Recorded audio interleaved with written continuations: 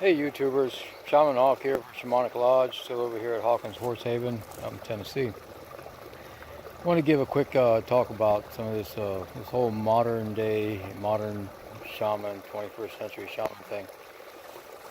With this belief that, you have some dreams, you go through some instances and poof, you're automatically a shaman. That's kind of like, in my opinion, that's kind of like I got really good at maybe putting on bandages or stitching up a wound, and poof, I'm a doctor. I built a footbridge over a creek, and now I'm an engineer. No, okay, the same thing applies to shamanism. And it's really important for that to look at the qualifications, or especially the training and deprogramming involved in becoming a shaman. People don't come to us when everything's okay. All right, people come to us usually when there's some kind of a life crisis.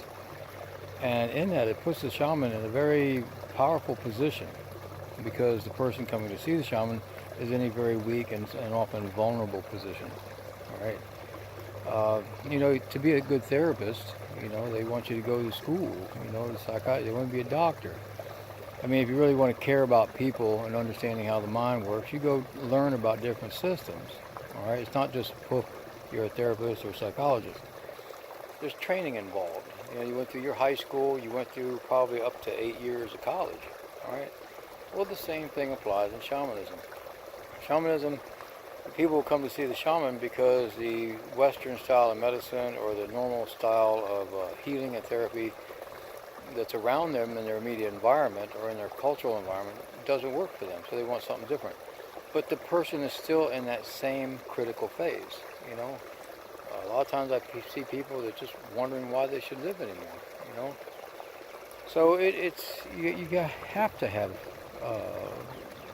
thorough, deep training from an authentic and a competent teacher, or teachers, several. And it's good to have several teachers, but all of them have to have the experience and the training before them. And what I'm seeing is people can go through these courses, and get a certificate and put up there on their I love me wall in their house with all their other certificates, and well, whoever has the most certificates must be the most qualified. Well, they're getting certificates from people who got certificates from someone else and someone else. It's like this paper trail of shamanism, right? It's not like real application, and you need that. So this whole thing, and to watch YouTube and to see people like in their 20s, all right, talking about what shamanism is, it's amusing at best. Okay. Yeah, I went through a 10-year apprenticeship at a very, very early age, and when at the time I was 20, I was released from my apprenticeship to test myself on the world. But still, probably until I was 30 did I really start to get a grip of it. And 40, I was like, okay, I'm really starting to weigh out, see the different dimensions and things like that. And really by taste testing them and testing them, and, being in those dimensions, not just for a weekend getaway, but for living in them and let them integrate in my life.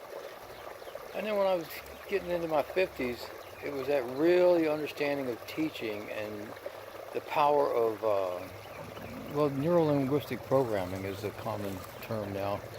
But taking that to a different depth. And here I am, going to be 60 this month, and I'm still seeing this wide horizon, about what shamanism is, So I'm not quick to just state what it is.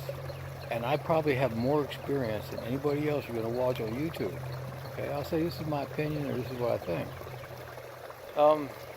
But still, I think I have enough experience to say, you just don't wake up and poof, you're a shaman.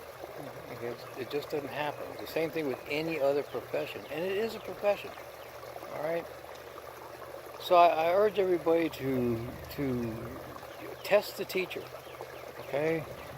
Find out their history. It's not rude, or invasive to ask these personal questions about somebody's training.